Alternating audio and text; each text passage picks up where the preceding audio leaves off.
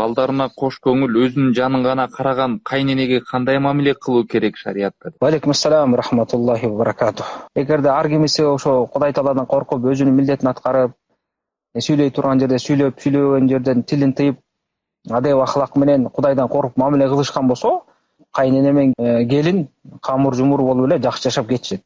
Эгерде ар ким өзүнүн айтканын бербей, тилин тыйбай, текеберлик кыла беришкен болсо, анда мамиле келишпейт.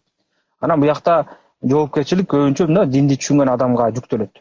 Мейли кайнене болобу, келин болобу, ошо динди түшүнгөн, адайып ахлакты түшүнгөн адам ошол өзүнүн деңгээлин, жаман ишин деңгээлине түшүнбөй, жакшы мамиле кылып, билбегенди үйрөтүп, ката кетирип атса унчукпай, жакшы жол менен чечкенге аракет кылыш керек. Жана ошондой эле келиндин дагы өзүнүн орду бар, кайненеси кандай болсо дагы күйөөсүнүн апасы, улуу киши аны сыйлаш керек, урматташ керек, майда чүйдө нерселер үчүн айтышып, аны менен жаман көрүшпөш керек.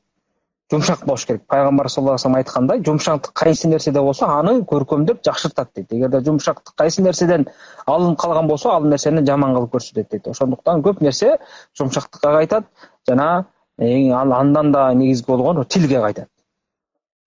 Тилин тыйбаган адам бүт балага калат. Анан ошондуктан насаатым ушу жаш келиндерге, кайнене менен жашаган келиндерге айтарым, тилди тыйып эле сактап, сүйлөчү жерде сүйлөп, сүйлөбөгөн жерде сүйлөбөй, анан сүйлөй турган нерсе болсо да ошону жумшактык менен жакшы кылып сүйлөгөн болсо, иншалла проблеманын көп нерселери чечилип калат. Бирок эми муну тил менен айтып коюш кыйын, буга амал кылып иш жүзүнө ашыра турган адамдар кана, ошо гана жетишпейт да. Ошондуктан пайгамбар саллаллаху алейхи вассалам адам баласынын тили аркылуу көп балеге батат, балким ошо тилинин себебинен тозокко түшөт деп айткан да. Ошондуктан ушуну сактаган болсок эле, иншалла көп жакшылыкка жетебиз.